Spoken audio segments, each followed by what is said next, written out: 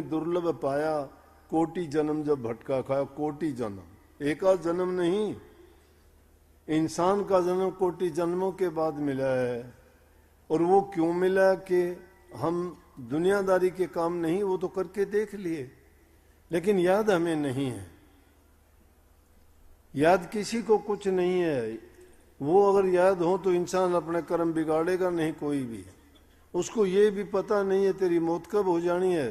अगर ये भी पता लगे तो इंसान का जीवन दूभर हो जाएगा, कोई जीना ही नहीं चाहेगा। क्यों? उसी दिन से सोच लेगा मुझे तो फलां दिन चला जाना है, मैं क्या करना है। लेकिन ये खेल काल जाल का, इसको इसीलिए कहते हैं माया का पसारा है और काल का ये रचा हुआ सारा प्रपंच है। लेकिन इसमें संत एक ऐसे हैं जो इस जीव को इस जंजाल से निकालने वाले हैं, परंतु काम कठिन है। उनको अगर सीधी बात बताई जाती है समझ में नहीं आती। ये कोतक देख के जब रामानंद जी उनको कह के चल दिए, बोला कि ले दे दो, घुरबिनिया नाम था उनकी माँ का, कि दे दे उसको दूध पिला देगी। जाके दिया, उसने दूध पी लिया।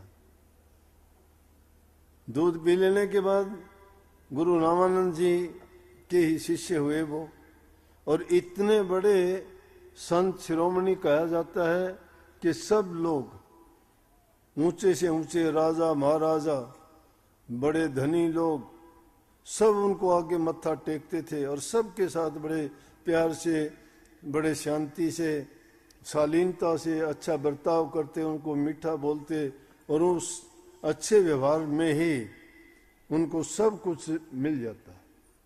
क्योंकि संतों का स्वभाव होता है कि वो हर जीव के दुख को अपना दुख समझते हैं, लेकिन संत को समझने वाला होना चाहिए।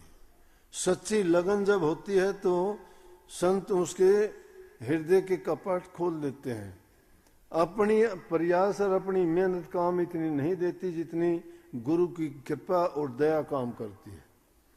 और जिस पर गुरु की कृपा दृष्टि हो जाए तो यूं समझो कि उसके कोई पिछले जन्म के भाग ही पूरे और अच्छे हैं। बिना पिछले जन्म की कृपा के नहीं हो सकता। लेकिन दुष्ट आदमी भी देखा देखी अगर सत्संगों में आते हैं, उनके विचार कभी शुद्ध और पवित्र नहीं रह सकते। चाहे वो कितने दिन सत्संग में रह लें, चाहे उन पर गुरु कितनी कृपा कर ले, क्यों? वो कृपा को मानते नहीं है, उन्होंने अपने हृदय में बैठाया नहीं है। अब वाणी तो स्वामी जी महाराज की बड़ी अच्छी थी कि गुरु की कर हरदम पूजा, गुरु समान कोई देव न दूजा। यही वाणी इससे पहले गाई थी ना, कि गुरु के समान देव तो दूजा नहीं। कहने में तो सब कह देते हैं, कहनी मीठी खांड सी करनी विष की लो, कहनी सी करनी करे तो विष का अमृत हो।